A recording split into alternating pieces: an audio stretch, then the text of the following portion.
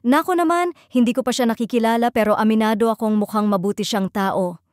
Andrea Brillantes, nagsalita tungkol sa impresyon niya kay Eman Bacosa Pacquiao habang tinatanong sa mga lumalabas na link sa kanila. Nauwi sa pangalan ni Eman Bacosa Pacquiao ang tanong sa isang panibagong interview kay Andrea Brillantes matapos itong hinga ng komento tungkol sa bagong aktor ng GMA na napapabalitang naiuugnay sa kanya dahil sa kumalat na balitang nagkita na raw sila sa isang event, bagay na agad nilinaw ng young actress.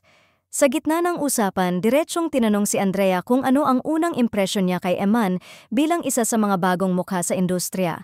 Sa mahinahong tono, sagot niya, "Naku naman, hindi ko pa siya nakikilala pero aminado akong mukhang mabuti siyang tao."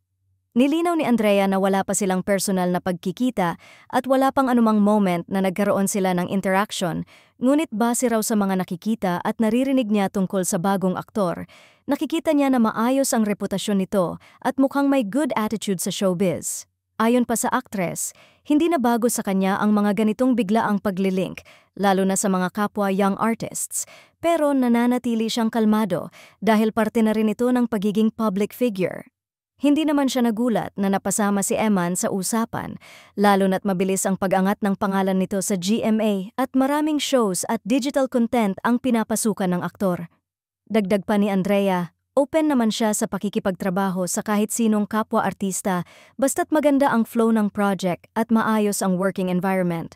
Ngunit sa ngayon wala pa raw silang kahit anong koneksyon ni Eman maliban sa pagiging fellow young personality sa showbiz. Hindi rin nagbigay ng anumang hint si Andrea tungkol sa posibilidad na magkakolab sila, ngunit malinaw sa pahayag niya na magaan at maganda ang first impression niya kay Eman, even without meeting him personally.